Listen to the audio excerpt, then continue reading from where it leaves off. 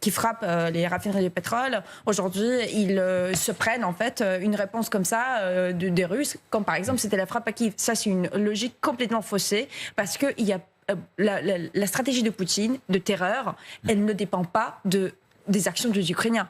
De toute manière, Poutine est dans la logique de massification de production de drones pour saturer les défenses aériennes ukrainiennes, pour que l'Ukraine se plie. Effectivement... pour que l'Ukraine capitule. Ouais. Enfin, c'est le désir de Vladimir Poutine. Et je ne pense pas que ce but-là, il est influençable parce que l'Ukraine fait ou pas. C'est plutôt l'Ukraine qui fait des choses qui lui font mal. Mais encore une fois, c'est vrai que les 20% des capacités de production des raffineries de pétrole en Russie étaient endommagés à cause des drones ukrainiens, mais on est encore très loin de pouvoir vraiment faire écrouler tout le secteur militaire. Dans un instant, on va aller dans le détail de l'économie russe avec un spécialiste français qui habite à Moscou et qui observe ça depuis longtemps, qui va nous donner son point de vue et nous l'analyser. Mais Aurélien Duchesne, j'évoquais cette station de pompage de diesel dans l'oblast de Briansk, mais non loin, il y a une autre station de pompage de pétrole qui fait partie de ce fameux oléoduc Druzhba Amitié, qui a été touché par les drones ukrainiens le 21 août. Et le 21 août, ça avait provoqué une réaction furieuse de la part de la Hongrie. Parce que qui, en Europe, continue à acheter, vous allez nous le dire, du pétrole aux Russes? En tout cas, évidemment, les Hongrois. Pour les Hongrois, c'est très important. Mais il y en a d'autres aussi. Les Slovaques, les Hongrois et les Slovaques. Alors, la Slovaquie et la Hongrie ont même déposé vendredi une véritable plainte auprès de l'Union européenne contre l'Ukraine, alors que de l'autre côté, vous aviez, par exemple, le président Zelensky.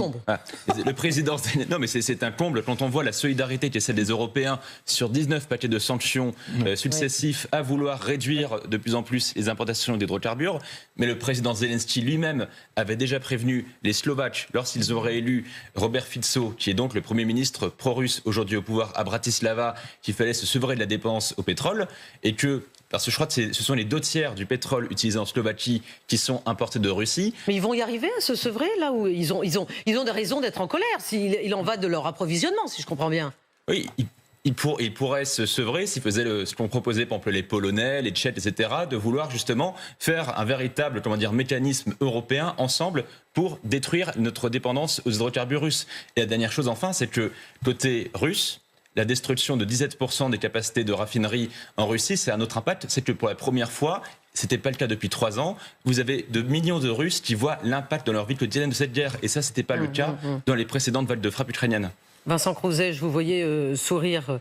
Non, mais il va y avoir un jeu très intéressant en ce qui concerne Orban avant avril 2026, parce qu'effectivement, les Ukrainiens vont tout faire pour déstabiliser la Hongrie d'Orban, et ça va être très intéressant à observer, étant donné que Orban est effectivement, avec Fico, est l'un des derniers maillons pro-Poutine en Europe, donc ça va être très très intéressant. Après, sur le pétrole, ce qui est amusant aussi, c'est que les Hongrois, ils font venir leur pétrole du storage de Constanța en bord de mer Noire, qui lui-même alimente en pétrole raffiné l'Ukraine. Donc voilà, ils pourraient un peu plus importer depuis la Roumanie du pétrole plutôt qu'en faire venir directement de Russie par cet oléoduc. Donc en fait, ces stratégies de drones, de part et d'autre, elles ne cessent pas. Et pour le moment, ni d'un côté ni de l'autre, on ne cesse la production. Ludmila, on a côté ukrainien, bien sûr, une production maintenant totalement autonome, complètement de drones. Mais côté russe, ils étaient partis avec du retard, mais maintenant, ils ont mis les bouchées doubles.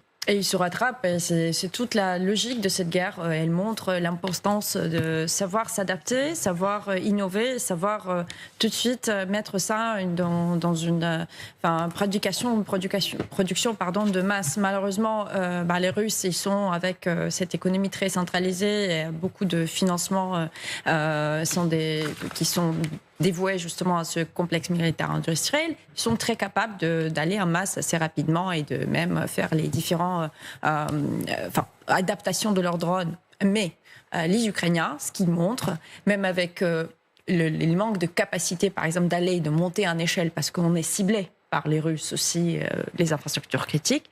On arrive à trouver des solutions qui sont innovantes. On a par exemple aujourd'hui des drones qui peuvent faire les évacuations des personnes blessées. Ils livrent les survies sur place. Il y a beaucoup de choses, mais par exemple les drones qui minent le terrain, c'est ce que avant était fait par les soldats. Il faut minimiser, la ressource humaine, il faut la préserver à tout prix. Et effectivement, les drones, ils font beaucoup de boulot.